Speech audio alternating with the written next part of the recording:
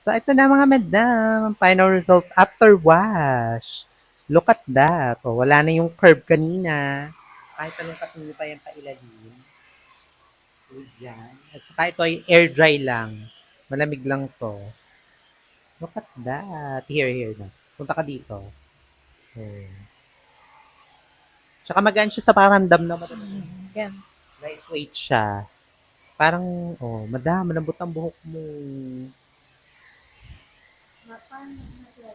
Oo, natural lang. Straight siya pero natural lang. Na, hindi ka sa ribbon stiff na stiff. Ito nagalaw, na, malambot, nagsisway. Ganun siya kalambot mga madam. So after wash na to mga madam, ito, kita nyo, medyo basa pa yan. Pero kita mo yung changes dito on. Tuwid na siya. Kanina kasi ito may pinagpuyudan. Baka ganun. Oh, look at that mga madam. So pwede na rin to liguan ni madam. Bukas. Ngayon naliguan na to. Ito na yung after wash. Bukas, yan na. Ito na yung final na blower. Yan. So picture na lang to mamaya. Then ready to go. Ipipix lang ng konti yung mga haircut. Tatapusin lang. Then ready to go na. Diba? Ang ganda ng buhok mo, madam. Ang ganda po. Thank you.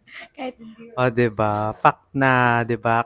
Syempre kahit tayo preggy, kailangan slay the day, every day. Yes. Para hindi ma-stress. Diba? Para tuloy-tuloy ang pagganda ni madam. Okay. Wait natin ang photoshoot later ni madam. Thank you.